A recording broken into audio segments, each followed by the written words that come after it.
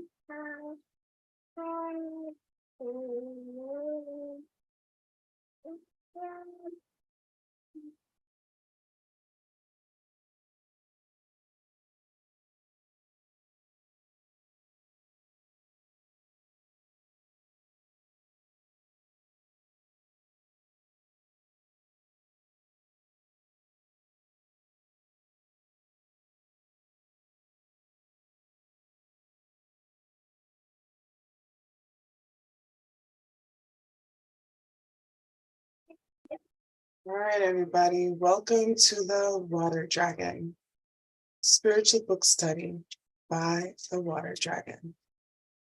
And I've since changed, those of you guys who've been following me, I have the mermaids here, seahorse, and all that good stuff.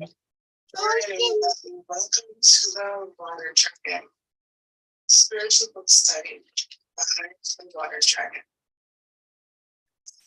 I've since changed. Okay, so just making sure you guys can hear me first of all. And we'll go from there.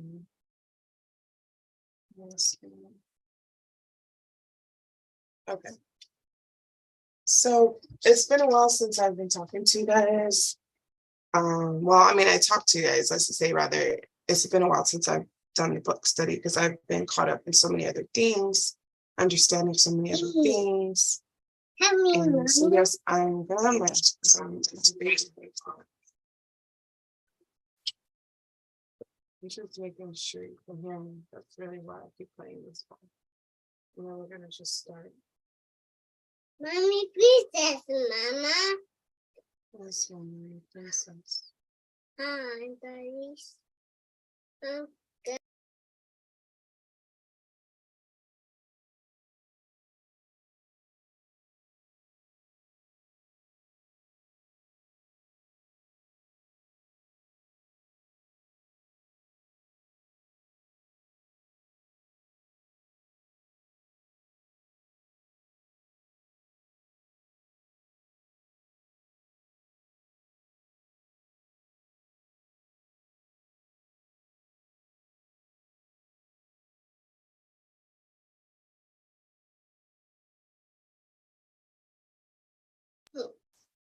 All right. My daughter says she promises to stay quiet. Let's keep going. If not, she has to go back with her father. Let's keep going. Okay, introduction. And once again, those of you who have been following. Mom, look at Jack, Mom. I guess my 2-year-old can't keep her promise. Mommy. Yes, baby. A Jack, that.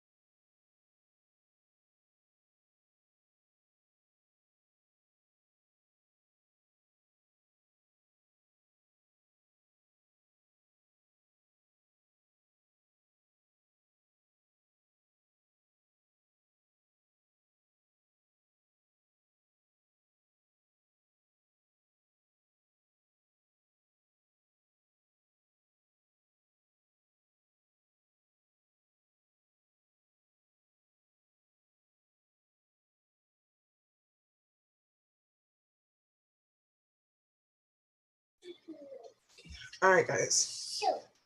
here we go. Mom. Introduction, ascension. Ascension is the goal of this lifetime for those who are spiritually awakened. So we need to come to the understanding and knowing we don't exist, yet we are very real. Yes, we are real, yet the physical form is an illusion. So it's very interesting because I'm learning that I am to I've been ascending, I've been rising in fruition, and things are just going to change. I can't go into it too much. So know that you guys are powerful and will continue to be powerful. Awaken to the glory within yourself.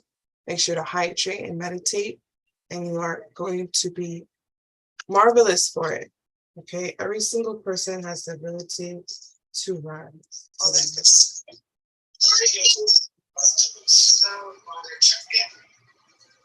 Okay, so let's continue. Okay, so this is from Kevin Fulton. That's one of the books we're reading. Well, it's done really, Kevin Fulton. So he says right here, you are not your mind and you are not your body. These are actual tools available to your authentic inner self, consciousness, aka pure being.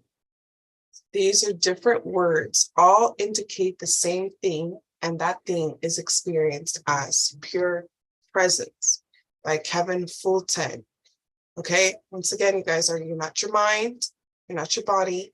These are just tools available to your higher self, your higher consciousness, your pure being, your soul, well, we're doing consciousness because the soul, from my understanding, the consciousness can create its own soul and dimensions and realms. So, and my understanding, just the same way that there's different layers of bodies that exist, right? We have our physical body, we have the astral body, the etherical body, the mental body.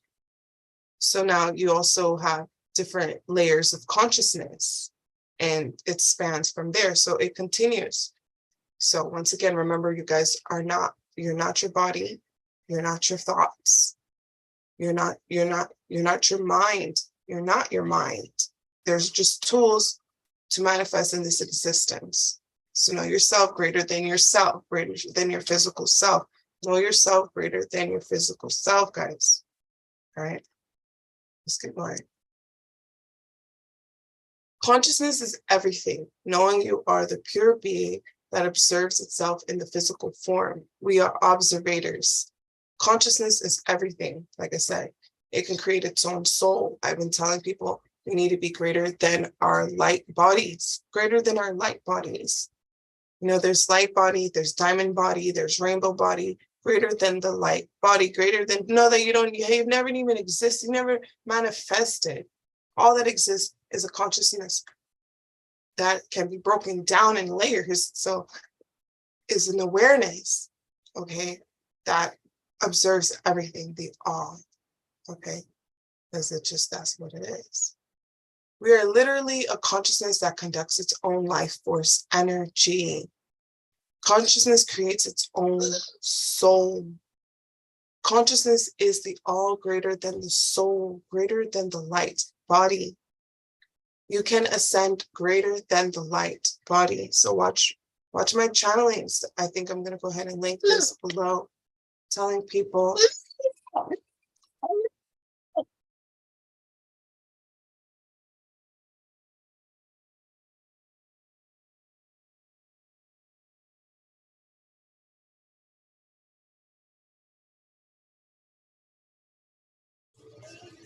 Sorry about that. That's my daughter. So consciousness is greater than its own soul. We're trying to be gods here. Gods can move and do everything and anything all the time. Consciousness is the all greater than the soul, greater than the light body. You can ascend greater than the light body. So that was one of my channelings. I have that under here. If not, I will put it under here. Okay, that speaks about Let me see. It is under here. Perfect. It is under here. It is under greater than the light body by the Dogon people. If you go look, and I have my channeling about observators, like conductor of a train. We are observators of our existence, our physical body, our mind, our awareness. We are not victims of our incarnation. We chose to incarnate. So find out why you incarnated, find out why you're in your situation, now rise greater than your situation and become the God to return. Yes, humanity. Humanity, we are simply eyes looking into our own reality to learn lessons. We are literally the nothingness. That's also what I call it. The nothingness, because you're not a physical form. So you're not tangible. You exist beyond this awareness. So the nothingness, we are the nothingness. The nothingness is consciousness. Okay. So we are great and physical form simply. So we create a physical form simply to learn lessons. Once again, you are not victims of your own manifestations. Create now humanity with deliberate purpose. Create now humanity with deliberate purpose. Create now humanity with deliberate purpose. So be mindful of what you do, be mindful of your thoughts, be aware that you're not your mind or your thoughts. So the mind is simply the machine, the thoughts are the programming. So be careful what programs you are putting in your mind. Go beyond the mind and be aware that you are a consciousness. Okay. Let's see, make sure you guys listen. This body. We have the astral body, the etheric body, the mental body. Okay, so this is a little behind. Let's just keep going. Consciousness also refers to what is called the third eye. Okay. But it's not the third eye, greater than the third eye. So I remember channeling greater than the third eye chakra. That's still physical. When we're talking about eternity, my friends, it has nothing to do with the third eye. Eternity is greater than the third eye. Ascend greater than the third eye. Everyone's like the third eye, the third eye. Okay, what about the third eye? You got to know you don't exist. You got to know you don't got to take a shit. Because you don't exist. What you talking about? Light body, greater than the light body. You know what I'm saying? You got to know that you are greatness. Okay. Consciousness also. Okay, so let me see, make sure where I'm at. Consciousness also refers to what is called the third eye. I'm going to change that because that's not accurate. It's not the third eye. Greater than the third eye, we are. We are the consciousness that creates our reality. Consciousness can be broken down as well. So it was something else I channeled. Some of these parts, some of them are channeled, so I wrote them down.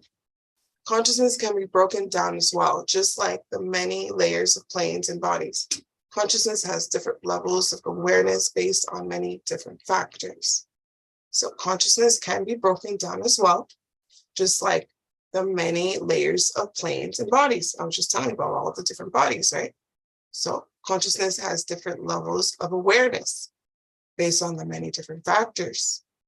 I can get into that later date, right? I can get downloads and channelings when it's the right time for that.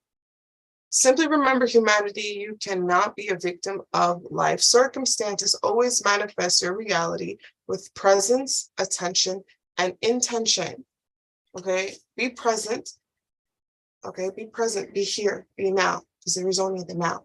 Now, pay attention to the presence, the now, and set intentions to your attentions in the present, in the now. Just saying we are an awareness is the very basics, because we don't even understand that much. That was a download from the other day, I think I was saying. Beyond the third eye, beyond the light body, beyond the rainbow body, beyond the diamond body, beyond the bodies, we are consciousness. You can literally destroy the physical body and recreate a new body. So when I say that, I'm not saying it based on a physical perspective. I'm not saying to go hurt yourself. You got to understand you are consciousness first. We don't understand that yet. So I'm not telling you when to go dare do something like that. You have to literally understand you don't exist.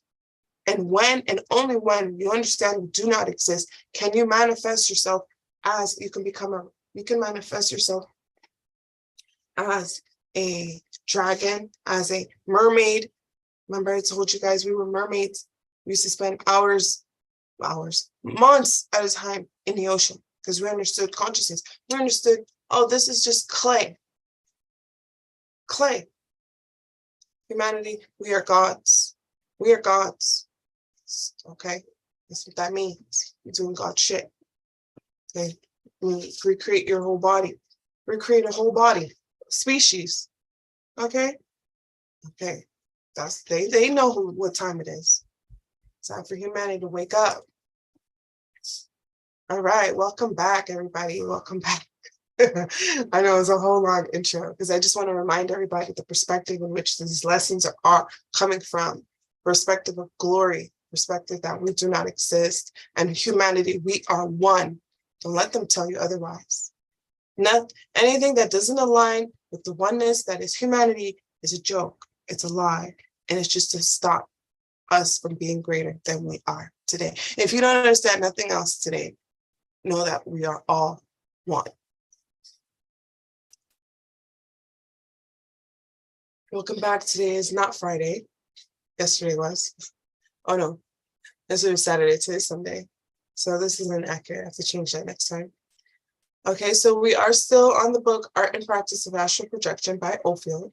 And I will be reintroducing the new book for the next spiritual book study by Kabbalah. It's called Kabbalah, A Beginner's Guide by Kate Readers. So yes, I'm still going to be reading these books. I'm going to pace myself because I have a lot going on right here in my own life, my own manifestations, right? But will come in, and so this is just a review. This is a review of what we did last, so that's just the way I am. I have to review, recap, and then continue because where we left off, so I can understand. So my review is literally just basically the same lesson, but I tapped in. I put in a lot of stuff in regards to meditation on here. So this was supposed to be the schedule. I've changed the schedule so many times, but we have done week 1 already, mind magic, week 2, creative visualization, week 3, self-hypnosis, week 4, paganism, week 5, new age tantra. Actually, the only thing I haven't done, for some reason, I haven't read it yet or done a slide on it, is week 6, cosmic consciousness. I will be doing that. I will be doing week 6, cosmic consciousness, because these are like forever there. You know what I mean? They're forever there. It doesn't matter when it is you come on to see it, it's there. So it is. Okay. So as of this time, I don't really have anyone following me, literally following these weeks with me. If anything, these are just the guides. I like to keep things organized like this so I can have an idea of, okay, this is what I'm going to do, so it can make sense. So that people too, if you guys are going to look back, you're going to see, oh, that's that, right? Okay, so this is the body of light method by the book Art and Practice of Astral Projection by Ophiel. So week 1 was creation. Creation is you. Remember that. See, these authors are basically saying what it is. You are creation. You are creator. You are the universe, the omniverse, each and every one of you. Okay. Week 2, what is a familiar? Week 3, what is religion? So we're still on creation is you, week 1. We're reviewing that. So these dates are inaccurate because we're no longer in October. We are now in November. Okay, so don't mind them. But the weeks, that is really like I said, now at this point, it's definitely just a guide, just to so I could know what we're doing next. Okay. Like in a table of context, when you read a book, you have a guideline of this is page this, page that, but you could read it at any time, type of thing. Anyway, so let's continue. So we're gonna be, so what is a familiar? I might do that sometime this week. Okay. So right now we're just gonna be reviewing this one. Creation is you. Okay, we're gonna read through this really quick. I've read this before. If you look into the different weeks that are in the playlist, you'll see that I've already read this.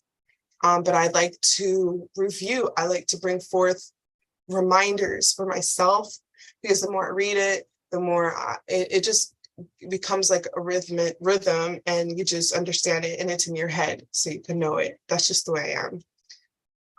So discipline, especially with discipline, I have to put discipline there because I don't have much of it. I can't say I don't have complete discipline.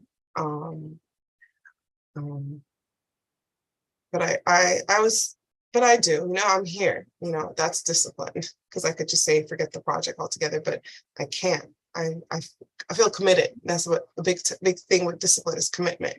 As long as you don't give up, it's still better than giving up. Okay.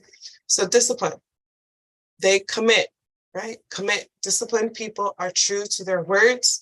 They avoid temptation. They take care of themselves. So their mind, their body, their souls, they're aware of who they are. They work at developing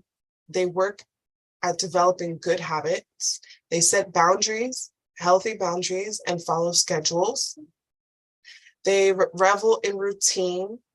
They lead with their mind over their mood. You don't let your emotions take over. That's my biggest thing right there. Like, I literally need to highlight that. Lead with my mind and not my mood, because I literally do things based on how I feel. If I don't feel like doing it, I will not do it. And that's terrible, because discipline means you're going to do it even if you don't feel like doing it, because at the end of the day, it's worth doing it, because the outcome is way, way, way, way, way worth how it is that you feel at the moment. Okay, so let's go. Let me make sure you can hear me. So we have to mind magic to create a visualization. Okay, just making sure you can hear me. Okay, lastly, they clearly define their goals. So they know their goals. That's one thing I do define. I know my goals. I know my goals. I know what it is that I want. And I do set goals. It's about following through. That's where the discipline comes in. Okay, so yes, guys, once again, discipline, they're committed. Disciplined people are true to their words. They avoid temptation. They take care of themselves. They work at developing good habits. They set boundaries and follow schedules. They revel in routine. They revel in that crap. I wish I could do that. Schedule and routine is something I do not revel in, but I will soon. Let me keep going. They lead with their minds over their moods. They clearly define their goals. Let's keep going. Discipline and meditation, the basics, okay? Any type of spiritual work with results, we need to meditate, because we need to cultivate the inner world. We need to close our eyes and tap in and know we don't exist. The only way to do so is by observing inside, tapping into the presence, the now, the consciousness, okay? To experience presence and awareness, must keep a routine in meditation, setting time during your day. Okay, so you have to set time for the meditation. That's where comes the discipline of routine and stuff, right? Routine and your mind over your mood. So if you don't feel like it, you still got to do it. Okay. In order to know we exist beyond the physical form, you must know yourself as consciousness through meditation.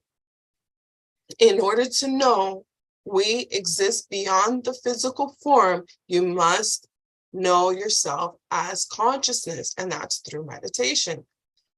Meditation is one of the powerful tools to mind magic, and any spiritual practice, really. Meditation is superb. Meditation is cultivating the inner world in order to manipulate and manifest in the physical plane. So meditate we will, okay? Lastly, I'm going to read it again. Meditation is cultivating the inner world in order to manipulate and manifest in the physical world, really. The inner plane's physical plane. So you've got to go in, meditate in order to manipulate the physical plane, okay? That's how you know you're greater than the physical form, by going so far in, you know you don't exist. So our objectives are going to be about meditation right away, the Kabbalistic cross, that's basically a review, programming your own mind and visualization imagination, also a review. What is the pentagon? Also a review. Learn how to reconnect with the inner body, also a review. So meditation, Kabbalistic cross, programming your own mind, visualization, and imagination. What is the pentagram? Learn how to reconnect with the inner world. Those are our objectives. I don't know why I feel so far. Okay, so review. This is review of chapter 1, week 1. Yes, this was review of Mind Magic, chapter 1, week 1. Meditation, the foundation of Mind Magic. This is a review.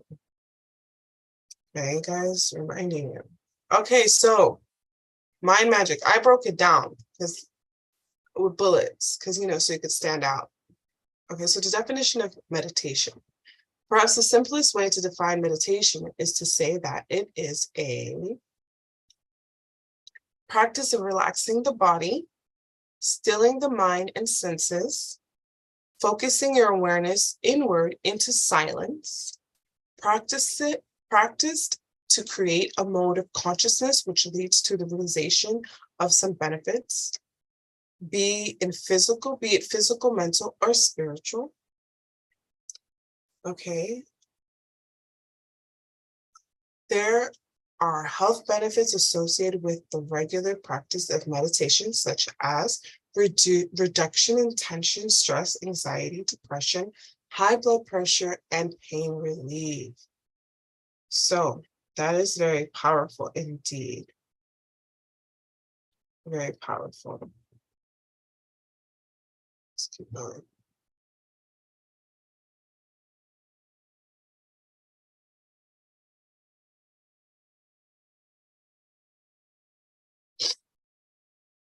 Okay, the term meditation can be used to describe either a certain state of consciousness or the process used to induce that state. Studies have shown meditation to cause an increase in the alpha waves in the brain. So there's many different waves that the brain have. Delta, beta, alpha, theta, and gamma. I'm not sure if it's in that order, but those are basically the different brain waves. And the alpha brain waves is like a receptive brain wave, really. The theta brainwave is where you really want to get into. That's when you're getting really deep. That's where you get into those hypnosis, past life regressions that I do. It's the theta brainwave. But for meditation, you can get into the theta brainwave too with meditation. So the alpha is still kind of the surface, but it's way different than the I think it's the beta. Because beta is more like right now, I'm awake, I'm alert, I'm speaking, so I have to be aware. I cannot be in the alpha brainwave right now, or else I won't be able to focus. Okay, so studies have shown meditation to cause an increase in alpha waves in the brain. State is associated with increased relaxation, calmness, clarity, alertness, stimulation of the imagination, and creativity. The goal is to become as relaxed and still as possible while maintaining a very high level of alertness and an intense focus of awareness. Defining meditation for the purpose of this book. So for this book, specifically, this is how we use meditation, because once again, meditation is simply a tool, a method. to get you back inside and cultivating an inner world in order to manifest here in the physical world. Okay? So meditation is primarily a means of preparing your consciousness for fruitful mind magic practice. Okay, so look at the prior weeks. We get into mind magic. We get into it really deep. I've gotten into it really deep. It is an easy way of experiencing and establishing presence and a method of cultivating attention. Okay, so the meditation is primarily a means of preparing your consciousness for fruitful mind magic practice. Remember, we're really just consciousness, awareness, presence. It is an easy way of experiencing and establishing presence and a method of cultivating attention. This allows you to plant the seed of your intentions in fertile soil. Okay? So, allowing you to plant seeds in your intentions, of your intention in fertile soil. That's what meditation does. It starts to fertilize the soil. Okay, the inner world is the soil. Okay, meditation is a solid foundation upon which to build an effective mind magic practice. A pyramid of magic power, a complete structure of models and techniques that produce successful and consistent results. Types of meditations, there are many more. Okay, so I put in parentheses, there's many more. These are just the few types because I've done japa meditation, which is like a mantra meditation. In prior weeks, I have that in the playlist. You'll see that I went through the japa meditations with you guys, mindful meditation and movement meditation.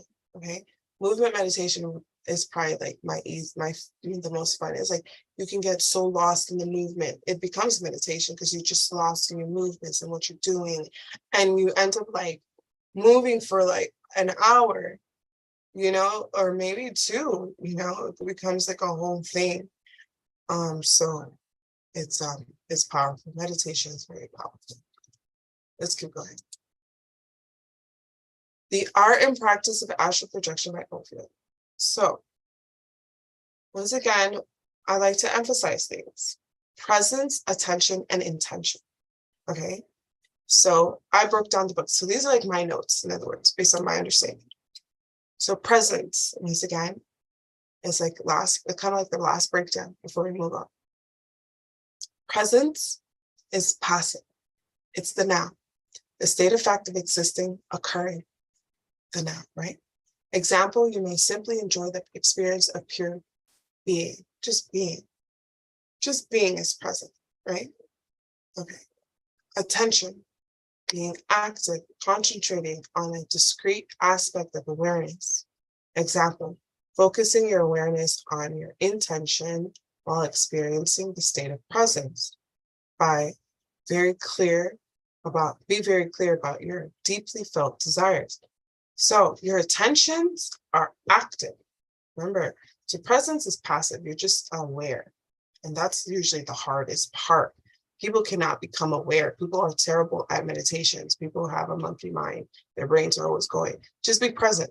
Even if there's many thoughts, just sit in the thoughts. Let the thoughts go. Let the thoughts keep going. Every single day you keep doing, let the thoughts go, let the thoughts, and then slowly learn to just say, okay, I'm going to have thoughts and they're going to go, and then I'm going to keep going. But I'm present. I'm aware of them. Okay. And then now, once you've perfected that, you can now set intentions while you're in the present. Give me 1 second, guys.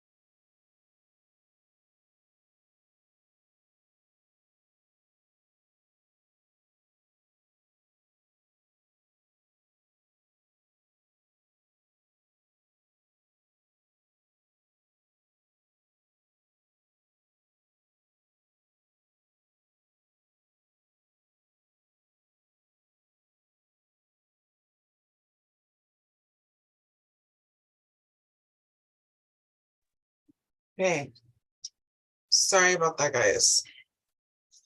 Okay, so presence is the noun.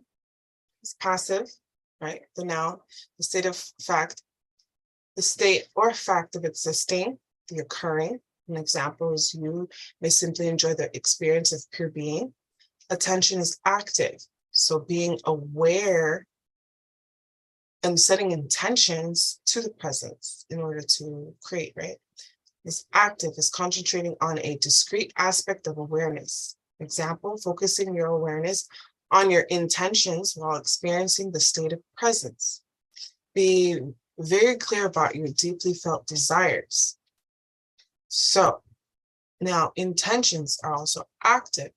You're setting intentions for your attention. So once you are in the now, you have an attention, you're paying attention really. Now you're setting intentions for your attentions. So which is deliberate focus around your purpose, then you will find, you will find manifesting your efforts effortlessly. Deliberate focus around your purpose, then you will find them manifesting with effortless ease. Okay, so let's go. Continuing spiritual education. Something else. So the Kabbalah, I love this one because it had spiritual truth, completeness, mercy, free will, purity, blessings, love, faith, discipline, and it goes on, traditions. Okay, so I love the mystical traditions of the Kabbalah, which is basically is Hebrew, Jewish. Okay, so real quick, this is the spiritual book that I hope to read soon in the future with you guys. Spiritual book study. So it's Kabbalah, A Beginner's Guide by Kate Readers. Kabbalah, A Beginner's Guide by Kate Readers. Found the book for $2. Okay, $2. Okay, spiritual book study. So this is what she goes, like just the first chapter, the first segment. She goes about where does the Kabbalah come from, who wrote it and when, why is it important, who reads the Kabbalah, how can we work with it. And the first thing we get into is one of her exercises, the Kabbalistic cross. So, okay, sorry again, hold on 1 second.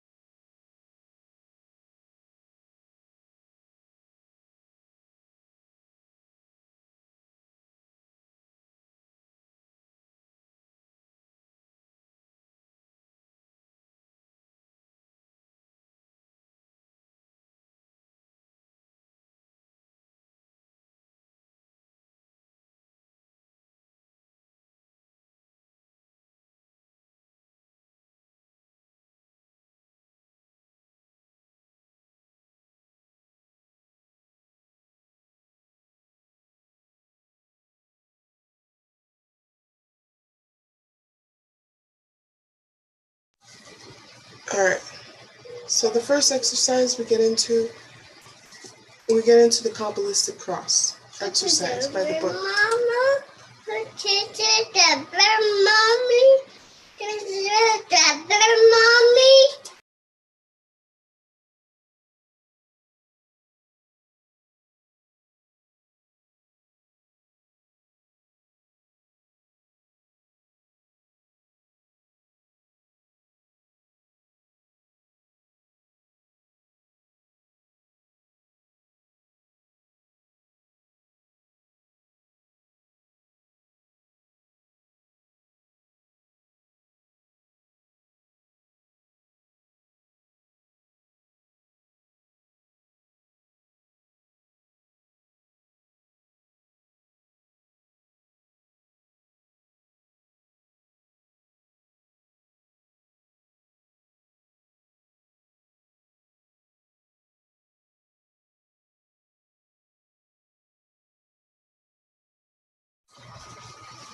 All right, let's keep going, guys. Sorry. Okay,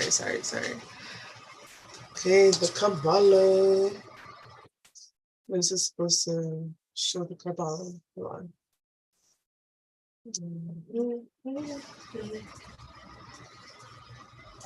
Something else. So the Kabbalah, I love this one because it has spiritual truth, completeness, mercy, free will, purity, blessings, love, faith, discipline, and it goes on traditions. Okay, so that's how it goes and loads up. Okay, let's keep going. So these are from top to bottom how it goes in the Kabbalah. So we have Kether, pure spirit, Chakma, spiritual will, Binah, spiritual love, Doth is knowledge, Chesed is individual love, Geburah is individual will, Tepereth is ego, Netzach is feelings, Had is thoughts, Yesod is subconscious, and Malkuth is external world. So this is generally speaking. This is like a real overview because it gets really, really deep. So these are called sephiras. These are sephiras, which means circle. Sephiras, circle. And each one of them mean that's like, I forget, I think this is Kether.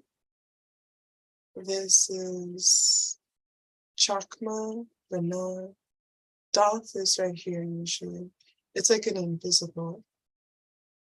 Geburah, Chesed, Tepereth, Netzach, Had, Yesod, Malkuth. I think it's like that. But anyway, let's keep going.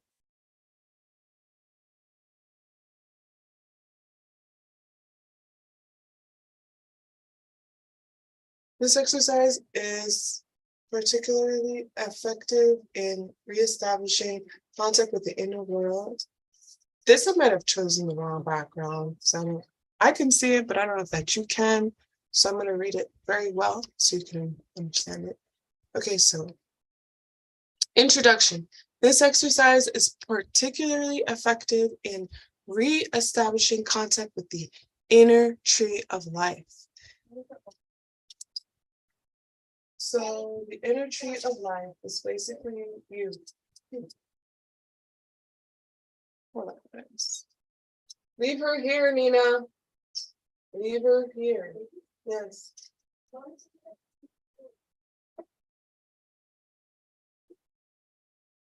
If you're gonna go downstairs, hold on, let me go there. I'm sorry, guys. Give me a second. Let's do this.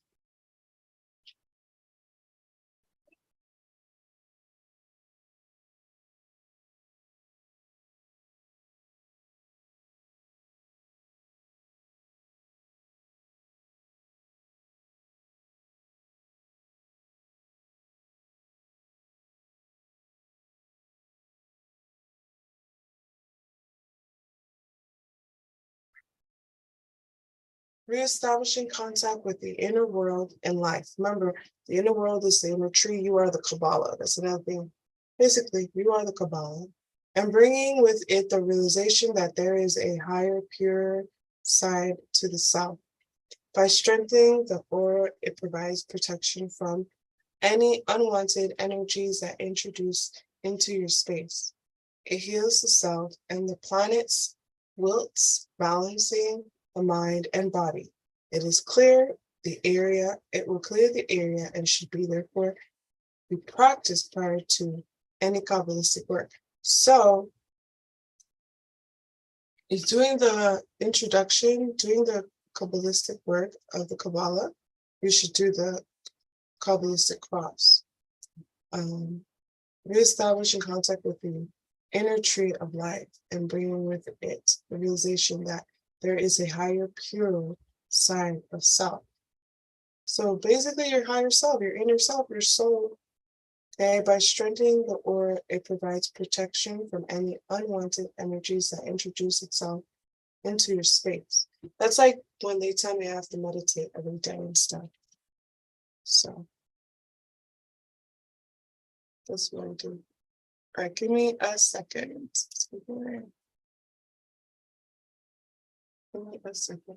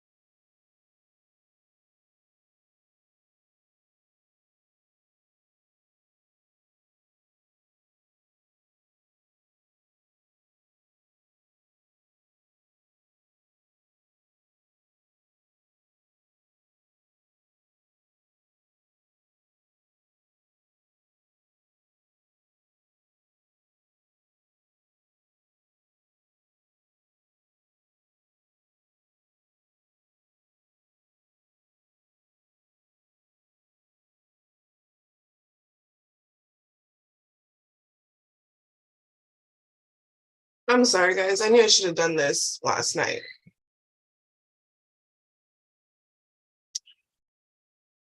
Oh, let's go through this because I'm going through a lot here in the background right here.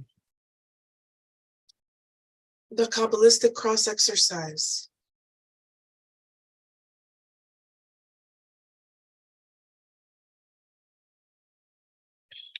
I wish I could pause this.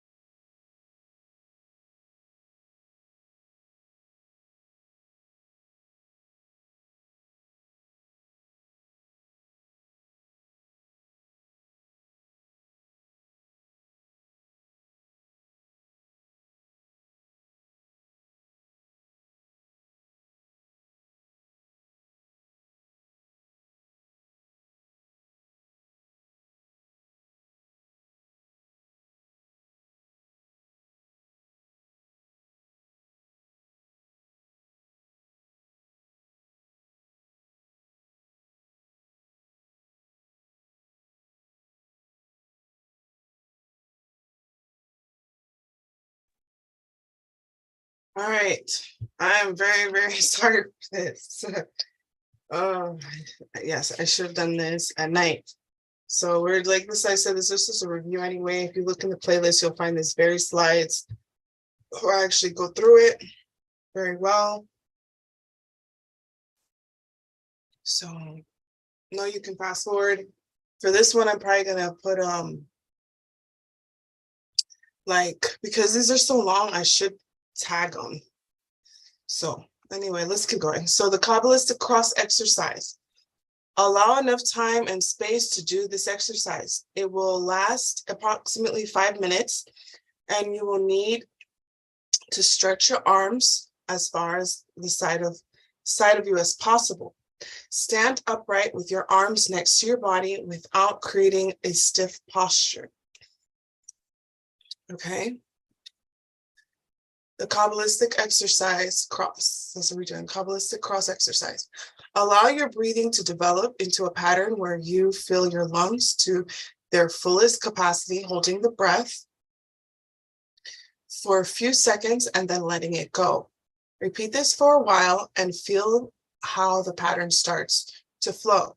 Become aware of the fact that you are doing this exercise with purpose and free from any pressure. So remember, purpose is always why, it's intention is purpose. So attention, intention, presence, attention, intention.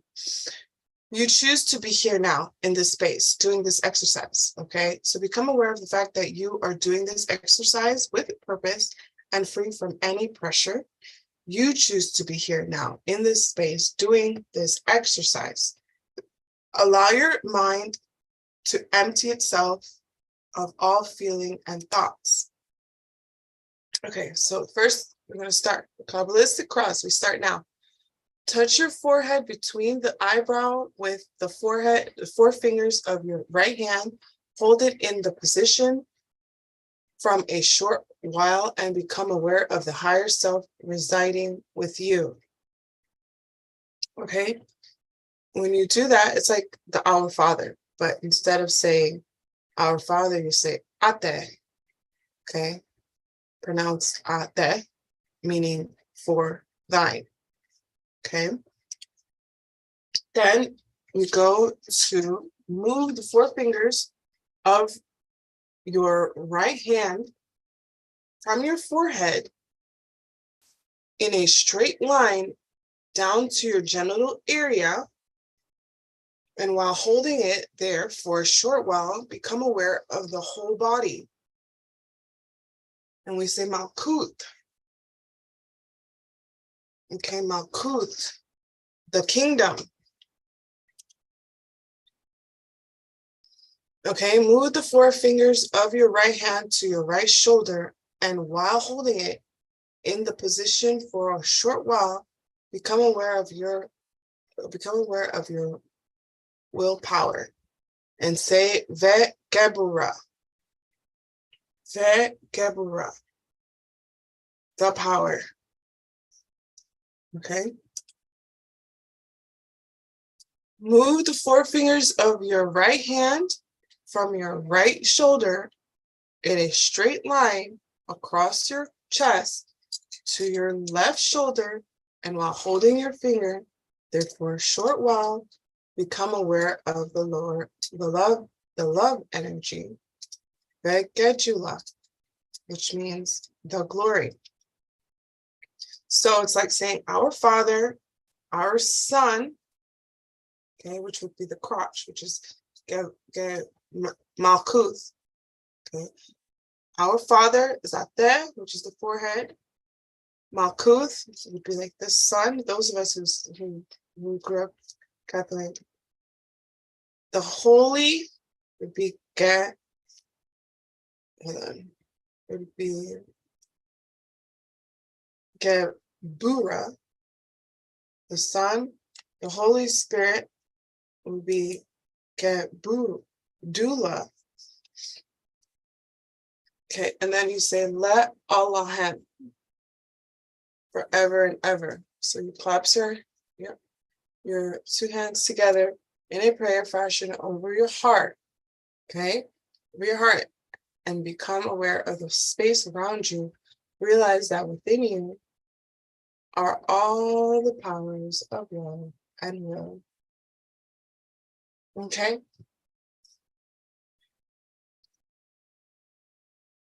Okay, so let's do that real quick one time when we can. Okay, touch your forehead, ate. Okay, and you go straight line to your genitals from your forehead, malkut.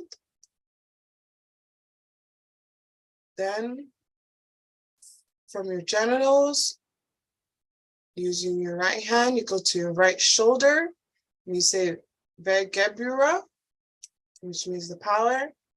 Now, from your right hand across your chest to your left shoulder, you say vegedula, and then clamps your two hands together in a prayer fashion over your heart and become aware of the space around you, realizing that within you are all the powers of love and will. And you say, let all lamb. Pronounce let all lamb. Like I said, I'm not very familiar with Hebrew, so I don't know if I'm saying it correctly. And it means forever and ever. And you say, Amen. Extending both your arms as if you are standing as a cross, and visualize both the lines that you have drawn over your body as bright shining light. Realize that you have become a glowing cross, extending all the way up, down, left, and right, embracing the whole world. Okay, the inner world, inner Kabbalistic. Okay, so we have ate, then you go malkuth, okay, and then you go gebura, then you go gedula, and then you put your hands in your heart and it says, let Allah, imagining yourself all glowing and connected to earth. The inner world, that's the real world. Okay, the physical world is an illusion. The physical world is an illusion. Matter does not matter. It's the unseen energies that manipulate the physical realm. Okay.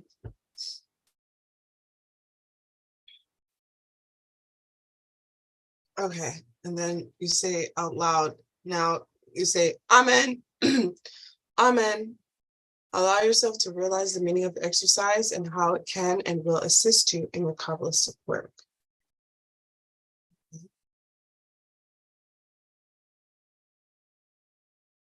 Did it stop? So I love the traditions. Okay, so let's keep going. Jewish. And while holding it there for sure. Seeing the light body, you know what I mean?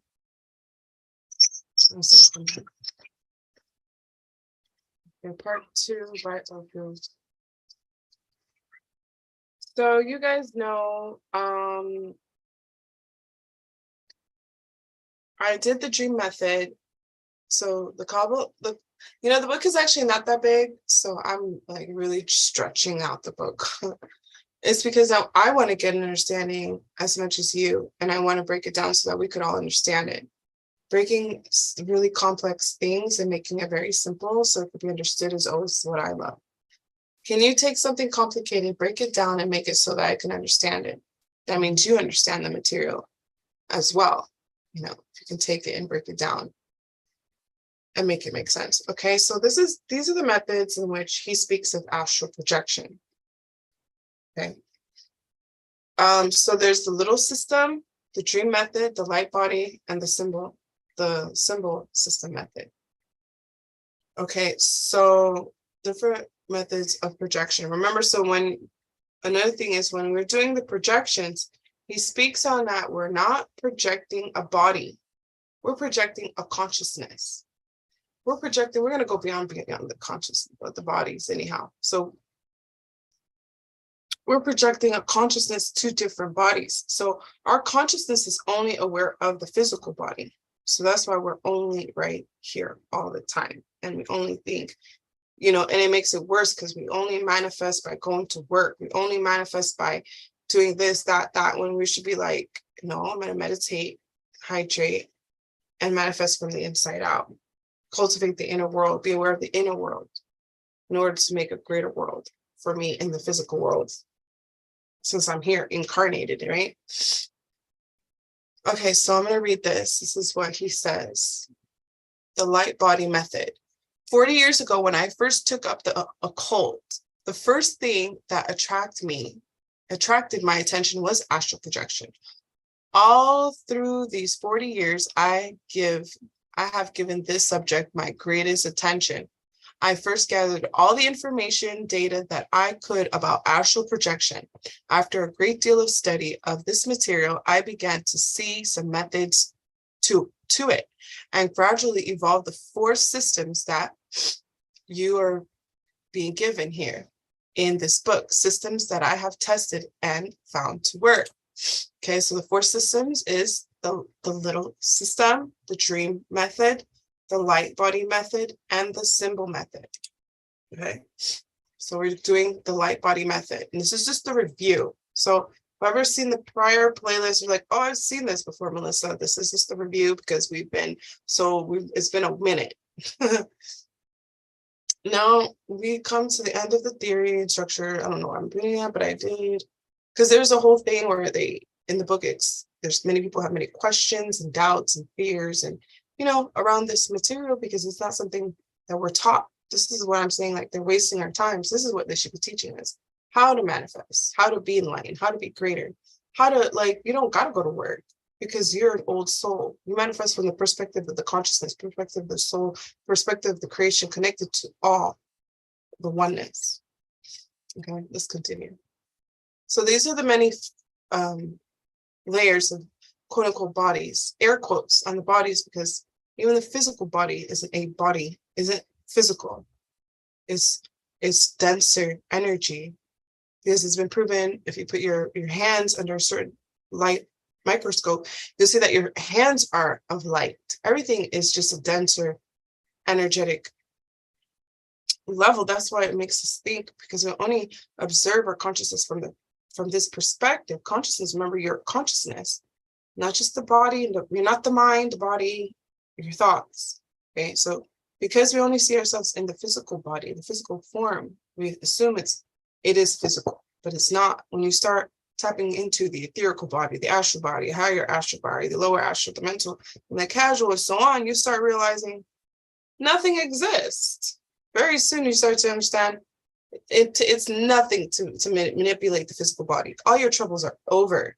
And there's people that are against that awakening, that awareness, that level of understanding who you are greater than the physical form. Understand who you are greater than the physical form. Okay. Okay, so the art and practice of the astral projection by Ophiel. So once again, he says the reason why you don't remember your dreams is that the bulk of your consciousness is in the physical body and remains there most of all your life unless you can consciously transfer it elsewhere. And now you have the secret of astral projection in a nutshell. You do not project any etheric body or any astral body. You do not project anything. All you do is transfer consciousness to another body other than the physical body. So that means you are not a physical body. Know yourself greater than the physical body. You are a consciousness. And even within, and like I said prior, even the consciousness can be broken down into layers. It gets deep. Even consciousness has many different layers. That's gods today. When I say gods, y'all gonna be mermaids this lifetime, all right? Know yourself greater than the physical body today. That's what meditation is, going inside today. Let's keep it going.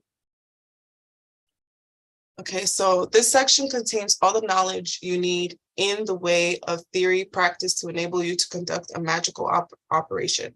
for your benefit, called the creation of a body of light. The name of the operation creation of the body of light means that you, by following the procedures here in outlines, can create on the inner planes a body vehicle that you can use for astral projection and for many other things, and in many other ways for inner plane work. This body of light creation is basically an extension of you. It has been said there before, and I will repeat again and again. The outer physical plane is the result of inner plane activities. You cannot be successful in handling the outer plane until you begin to master the inner planes. The reason being that each lower plane is negative to the plane above it. It will stand to reason that the only way to influence this outer physical plane is to work.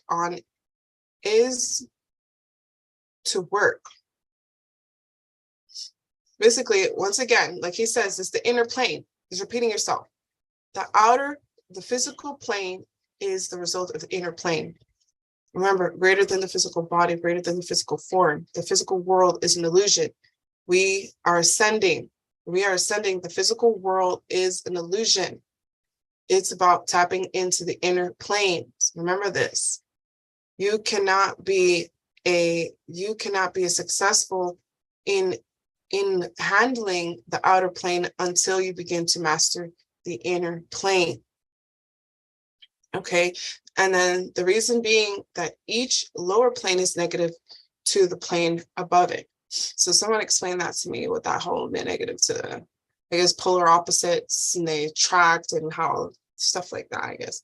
It will stand to reason then the only way to influence the outer physical plane is to work on it from the inner. No, this knowledge is not new. He says, he's telling you, this is not my shit. This is not my shit.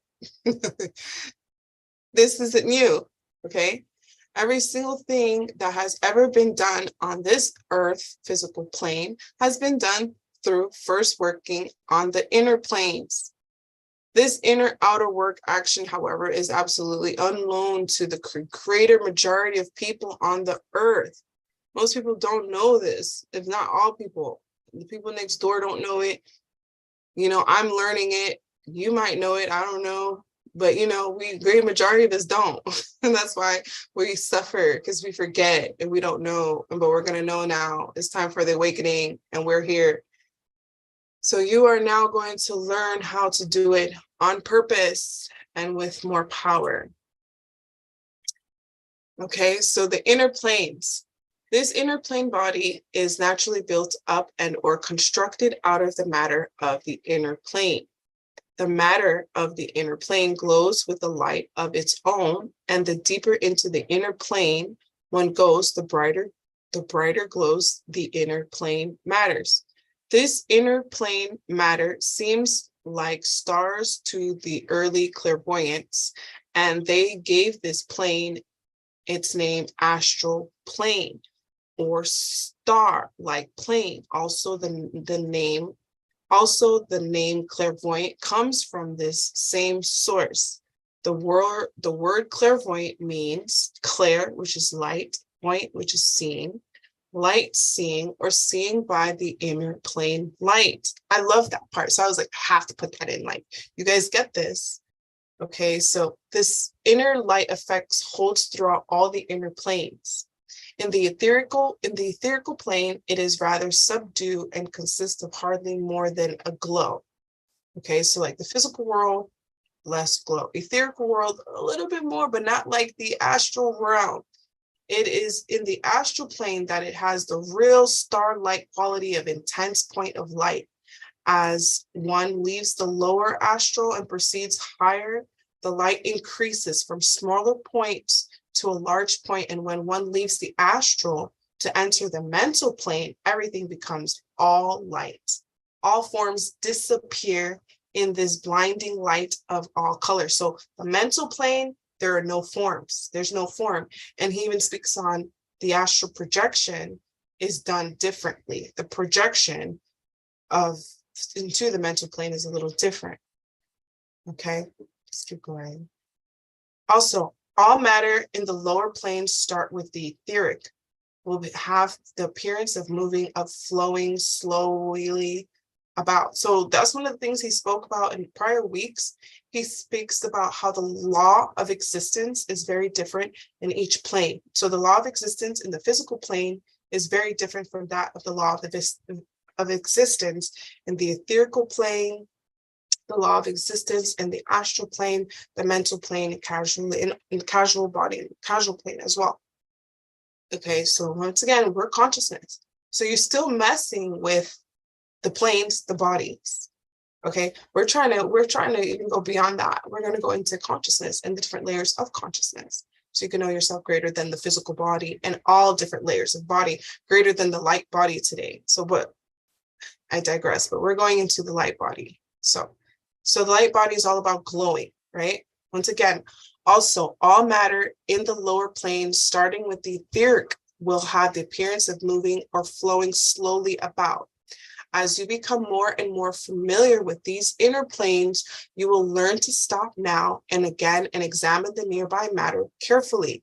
The intensity of the light glow and its movement will show you where you are. So you'll know where you are based on the intensity, the way the matter, the matter works around you, how things look and feel and the way it glows. You'll know what level you're in. The intensity of the light glow and its movements will show you where you are. It is important that you should learn the following ritual and master it completely. And once again, this is his version right here of the cross. And this one's not as elaborate, I would say. This one, but it is the Kabbalistic cross itself. Okay, first do the cross exercise. Okay, so it looks like you should protect yourself with that cross, right? You're telling the inner world, I'm protected, and this is what I'm doing here. Learn the following material and learn it so well that you will be able to recite it without stopping to think about what comes next. It sounds easy, and it is easy, but it is a bit complicated, involving as it does, some movements and words, actions. So it's like the prior with Kate Readers and her Kabbalistic cross, but this is a shorter version. So you touch your forehead and say Ator, which means thou art. You touch your lower breast. See this right here, he says touch the lower breast as opposed to the genital. So this is literally like the cross, like the Catholic cross, but it's not Catholic, so I don't want to hear any controversies. This is the Kabbalistic cross. I know, I'm just explaining the similarities because I grew up Catholic, but now I am a mysticism. I'm spiritual now.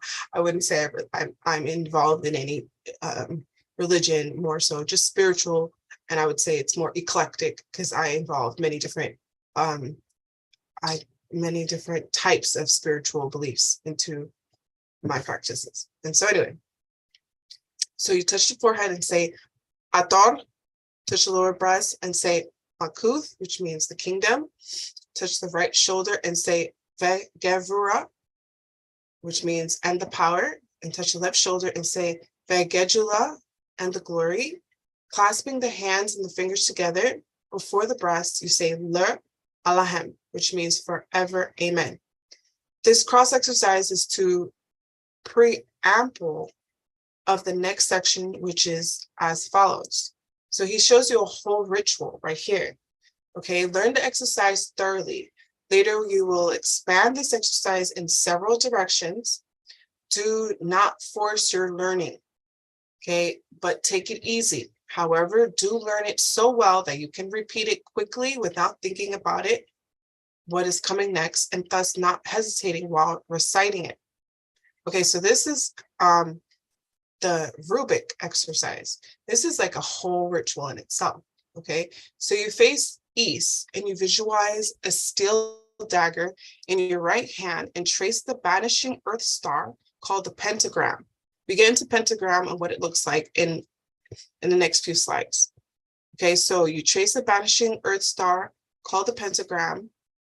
Then when you have completed the star, stab it in the center with the dagger and say, Yad He Vad He. Okay, still holding out arm and dagger, turn to the south, trace another star in the same way and say, A Dan Na. Turn to the west and trace the star and say, A He Ye. So I can't pronounce these. I'm going to try my best. Turn to the north and trace the star and say, A Gal La. Return to the east. Extend arms in the form of a cross, facing the east, and say, before me is Raphael, behind me is Gabriel, on the right hand of me is Michael, and on the left side of me is Uriel. Before me flames the pentagram, and behind me shines the 6th grade star. Okay, and I think that's the Star of David. So the pentagram and the Star of David. So you have the flames of the pentagram in front of you, and behind you the 6th grade star. So that's some deep stuff. Repeat the Kabbalistic cross to close it out. So that's powerful right there. That's some deep stuff right there. He's telling you how to get down. Okay, so this is the pentagram. Okay, this is where he says face east, visualize a steel dagger in your hand and trace a vanishing earth star called the pentagram. So this one is face downward, and there's a reason for that one. This one right here, the one that's glowing, that's face downward, and that's for a reason. And then there's this one that's face upward, and that's for a reason. And once again, this is the downward, and this is the upward. So there's many versions and different ways of the pentagram. So this is the pentagram. This is how it looks, okay? Not to be feared. The more knowledge you have in something, the less you'll fear it, you'll understand it, and then you just make a decision from there whether or not you want to go ahead and use it yourself, okay? Let's keep going. A pentagram. A pentagram is the shape of a regular 5-pointed star polygon formed from the diagonal line segment of a vortex regular pentagram. Drawing a circle around the 5-point creates a similar symbol referred to all the pentacles, which is used widely in the Wiccan, the pagan, or just a sign of life and connections. Okay, the pentagram. Now, so these are like the different definitions that I found for pentagram. Pentagram, I'm extremely visual. I see it, you explain it, I understand it. But some people, everyone's different. So I went ahead and went as far as telling you who and when you use a pentagram. The pentagram is considered to be used in Wiccan, pagan, and many other traditions. Okay, it's a 5-pointed star that is formed by drawing a continuous line in 5 star segments, often used as a mystic and a magical symbol. Okay, is protection, ultimately. It's a form of protection. Okay, now he explains visualization, how to visualize these flames. That's what I understand from this. How do you visualize these flames? He says, take a teaspoon of whiskey, brandy, or rubbing alcohol, if necessary, and place it on a fireproof material in a dark room or at night. Don't waste the whiskey or burn the house down. Light the liquid and note carefully the color of the flames, the blue flames, and also how it waves as it burns. So he wants you to see it, know it, so you can become real. Okay, watch these flames, get the color in your mind, practice recalling the color in your mind. Okay, so it could become real. That's the whole point of this, to become real. Looking at it and then closing your eyes and recalling the colors. Okay, do this for as long as it is necessary for you to recall these colors anytime you think of it. With a piece of blue colored paper, if you can, find a close match, but use the flames as much as necessary until you get this down perfect and can bring the wavering blue colors to mind anytime or place. So he wants you to like burn shit so you can see the flames, look at the flames, become the flames. So when you're doing that whole ritual and you're talking about, you see the pentagon and flames in front of you and the 6-pointed star behind you, you see flames. Okay, you are glowing. You are in the power of that manifestation. And that is your power. And you could literally imagine. Imagination is that power. So you know it, feel it. You could even almost feel like you're in the flames. Okay, so that's what you have to recall. That's why he wants you to literally start burning things so you can start seeing this. But once again, he says, don't waste the whiskey. You know, later you might want some, and don't burn the house down. Okay, so let's go. Okay, so learn the visualization of the blue flame and the rubric exercise. Start to visualize the dagger outline. So you can see here, I have the blue flames. I'm visual, so this works for me. I tried to find a blue flame with a dagger. I couldn't. I found a red flame with a dagger.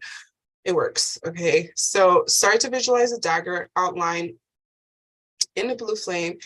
Make the stars, see them outlined in blue flames. Also the circle as you make it. When your motion rubric exercise is done, so that whole rubric exercise that you did the prior slide, when that's done, you should be standing in the center of the blue flame circle with 4 blue flames stars at each quarter of the earth. So north, south, east, west, north, south, east, west. Okay. One blue flaming star in each of the 4 cardinal directions of the earth, north, east, west, and south. At times, the work will proceed easily and visualization is clear as a bell. At other times, the work will be hard to do and the visualization dull. Note both of these times in your moon sign book, and see if you can find anything about these times about your similar. So when the moon is out, it affects you a lot. So he wants you to have a moon sign book about when you visualize, how does it affect you? Does the moon cycle affect your visualization? Is there a time during the cycle of the moon that you can see better? And it's going to be very different for everyone because everyone is different. Okay, so let's keep going. Okay, this is another exercise. Now, so this is why I had to break it down. And this is why I'm reviewing it, because it's too in depth for me to just, okay, let's just go to the we're going to review this one. And then next week, or maybe tomorrow, we'll see. We're going to keep going because this has to be done. Now, here is a new addition to this exercise. After you have finished the work as above directed, then before ending the Kabbalistic cross, add the following exercise to your work. So do the Kabbalistic cross first, then do the rubric exercise, then you're going to do this. Before the ending of every ritual, you do the Kabbalistic cross. And he says right here, hold on.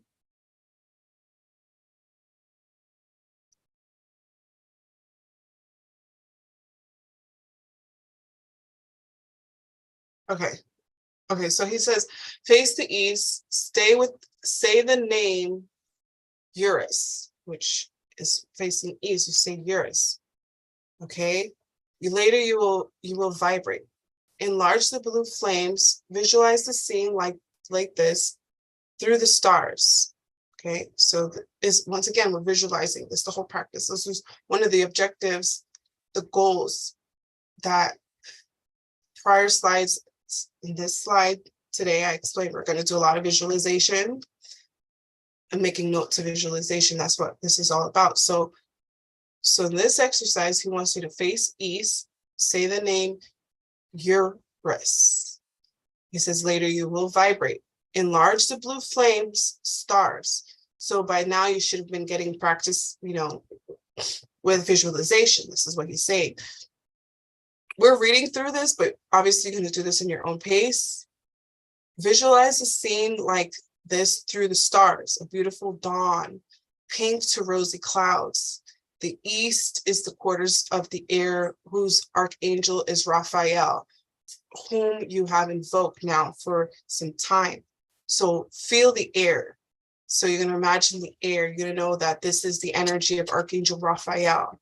You're going to face east. Okay, let the air wash over you. Let it pierce you through and through. Imagine and feel a soft, cool morning breeze coming from the dawn clouds and passing over you. The name of the east, wind, and Eurus, so name it and call it. Finish and gently erase it from your mind.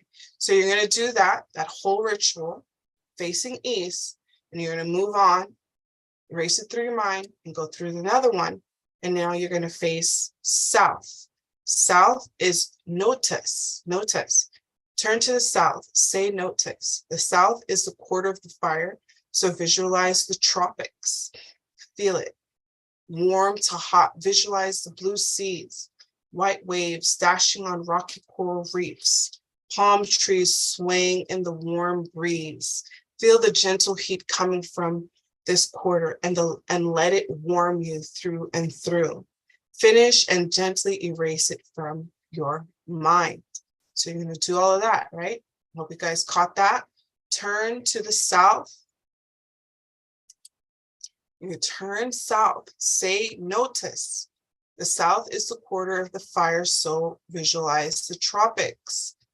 Feel it, warm to hot, visualize the blue seas, white waves dashing and on the rocks, coral reefs, palm trees swaying in the warm breeze. Feel the gentle heat coming from this quarters, and letting it warm you through and through. Finish and gently erase it from your mind. Okay. Next one. West. So we did east, north, now we're doing west. Turn west and say Zephyrus. The west is a quarter of the water, so picture and feel gentle misty rain on your face. Visualize a waterfall with clouds of mist arising from it. The water, after coming over the fall, is coming towards you and you feel it flowing into your sphere. Feel wetness. Finish and gently erase it from your mind. So every time you're doing these rituals, you erase them from your mind, move a different direction, and he's giving you a feel of what each direction should feel like. Okay. All right. Turn north. Say Boris. Okay, say, oh, this one's dark. We're gonna have to play this again. Okay. Okay, so turn north, say Boris. The north is the quarter of the elements of earth. These quarters have no relations to the usual ideas of air, fire, water, and earth, but are concerned only with their principles. Visualize a quarter of earth. You first visualize all the vast area fields of things that make up the food for people. Okay. So also notice that each element represents, each direction represents an element, and that's the element he wants you to associate that direction with. These quarters have no relationship to the usual ideas of air, fire, water, and earth, but are concerned only with their principles. That's what he's saying. So the principle of water could simply be fluidity, flow, cleansing. Fire could be more just intense in heat, rapid, fast, I would say, rather than heat. Heat is more directed to actual fire, but intensity, fast, it's fire. Earth may represent stability, strength, stuff like that. So visualize the quarter of the earth. You first visualize all the vast areas, fields of things that make up the food for people. Create fields of ripened grains and vast fields of ripened corn, vast orchards of fruit trees loaded with fruits of all kinds. Visualize great herds of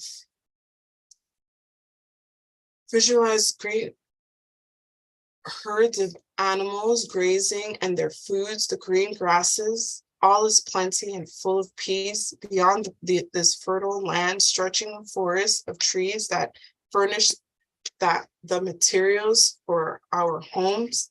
Then beyond these forests rise mountain peaks. These mountains contain mines of metals that supply other of our needs. The tops of these mountains are ice and snow, which gather there and then melt and flow down to the plains through streams and rivers to nourish and water the grounds. So this is like a nourishing side, the north, he's saying. Okay, because the north is usually cold, I guess. Okay, and the water and growing things below. Train yourself to visualize and realize all this as you say the name of Nordis. Okay.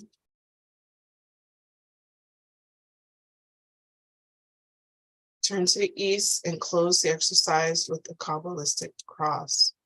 So north wind, sorry, not Nordis, Boris. Okay. You guys can go through this later or stop if you want to, read the book on your own as well. Okay. I feel like I'm missing something.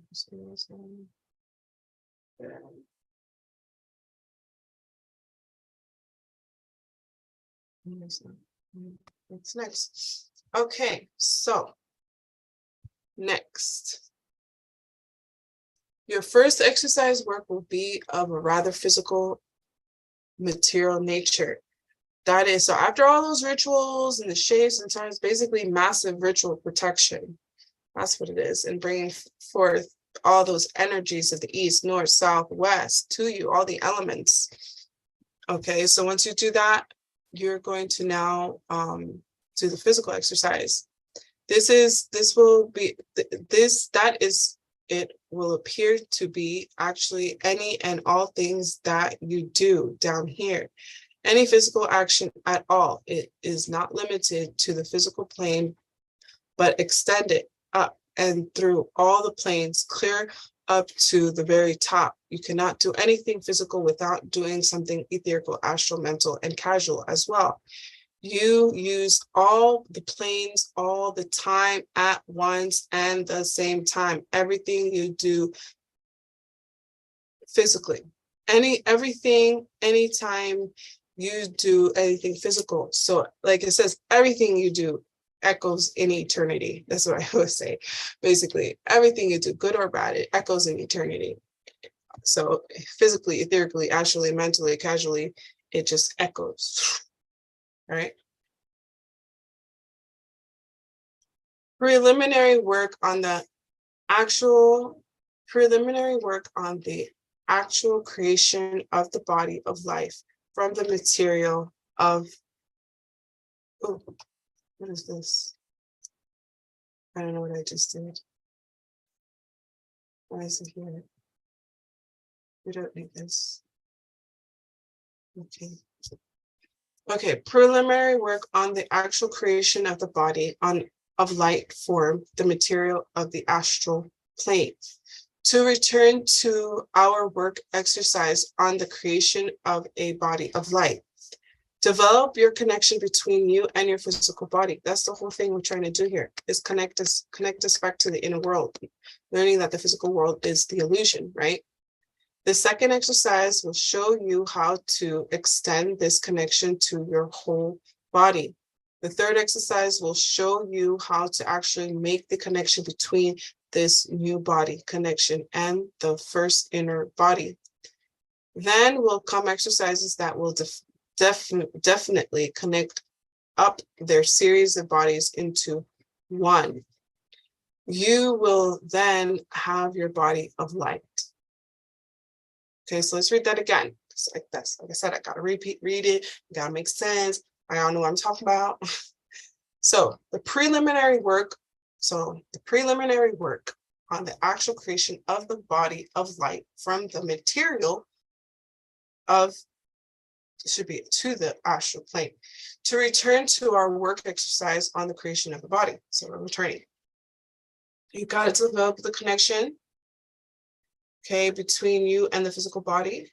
The second exercise will have you show you how to extend from connecting to your whole body. Okay, extend this connection. The third exercise will show you how to actually make the connection between this body connection and the first inner body. Then will come exercise that will definitely connect up the series of bodies into one. You will then have your body of light. So it's a whole process. It's a whole process. It's a whole process. It's a whole process, y'all. I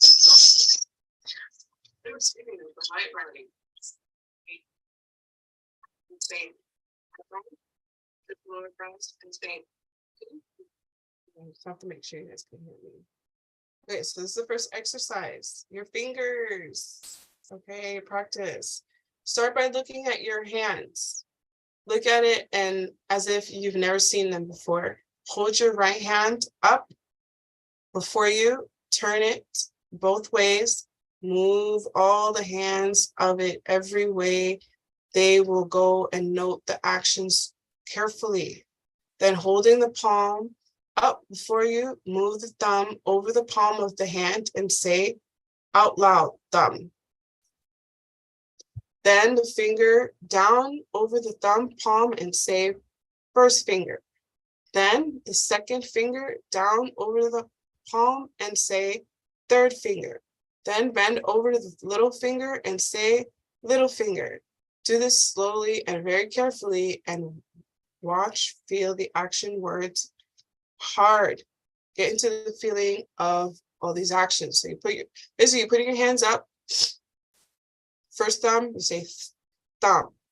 Then you say first finger. Then you say third finger. Then you say middle finger. Then you say, all your fingers. You're looking at your fingers, looking at your hands, getting reacquainted to the physical form so you can reconnect to the inner world. Okay, next slide. Okay, when you have finished the above cycle, then reverse the process and starting with the little finger, raise the little finger and say little finger, and so on and down to the thumb. Do this exercise about 4 times. The first day, the later, increase it to 10 to 12 times a day. So the more you're trying to ingrain this, basically, during the day or whenever you think of it and can find the privacy necessary. Don't stew over the exercise, but do it when you feel like it and do it easily and without pressure. After some time has passed, include your left hand in this exercise and increase the time on it until you are doing the exercise for about 25 times a day. Or if you don't like to do it so much, then pick out your own idea of the number of times you want to do it.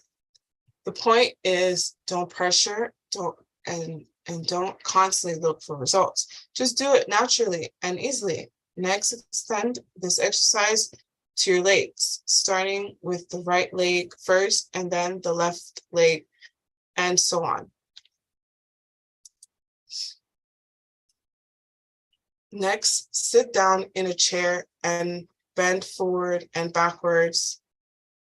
Okay, so you're going to bend forward and backwards and sideways as far as you can, saying the appropriate words as you do the action. Sometimes along in here, you should be able to close your eyes and see an image of your inner hands doing the same movement as the physical body. Okay, so you're doing this practice with your whole body now. Okay. It seems like he's saying something about closing your eyes. Sometime along here, you should be able to close your eyes. So yes, you close your eyes and see and imagine. So after you've done being acquainted with your hands and stuff, you're going to start being able to imagine this when you close your eyes. Your inner hands doing the same movement as your physical hands. Your inner hands should appear as gray, white, shadow, transparent hands before your inner eye. Now you can begin to experiment, but don't run ahead of these exercises. Close your eyes and see your inner hands. Work the outer physical hands in the folding finger exercise and watch the inner hand Do the same actions. After a time, work the outer inner together, then work the inner alone. However, don't get in the habit of doing the inner alone for a long time to come. Your development requires that the two should work together for a long time. I would suggest that you take at least 6 months before you go on to the next following work. If you should start the next work prematurely and it doesn't work out, then you would be disappointed and tend to stop your work. This work is very tough and hard, but tremendously rewarding. You should not treat it like ordinary work. Okay, it's something you want to cultivate it. You want to make it a lifestyle. At the end of the suggested period of time, you should be able to see another body before you, when you close your physical eye and open your inner eye. You should be able to see, starting with your physical hands first and completing the body before you. This body should move the same as your physical body move, and with the same motion, this body should be able to perform simple motions at your mental orders. You have now done 1, 2, and 3 of the exercises outlined at the start of this work. Now comes the work to definitely train the body of light to perform the more complex task. You will do this in the following ways. First, perform the exercise of the Kabbalistic cross with the physical body. When the physical actions are completed, then bring a chair into the center of the room in which you are working and sit yourself in this chair facing east. After a little time, visualize the body of light that you have created standing out in front of you facing east. Seems like he likes to start east and move his way east and south, I guess. I don't know. Anyway, let's keep going. After a little time, visualize this body of light that you have created standing out in front of you facing east. Remain seated quietly and make the body of light go through the rituals of Kabbalistic cross while you watch it mentally. So it's going to do the whole ritual in your own head. Do this very carefully and have the body perform the ritual in all its detail. You can leave out the 4 winds part here for the time being. Again, there should be no hurry about this work.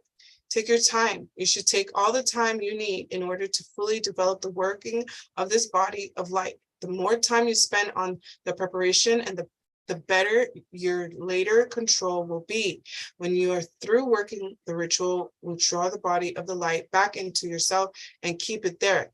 Do not allow yourself at this early age to idly use it for anything else than the working of the ritual.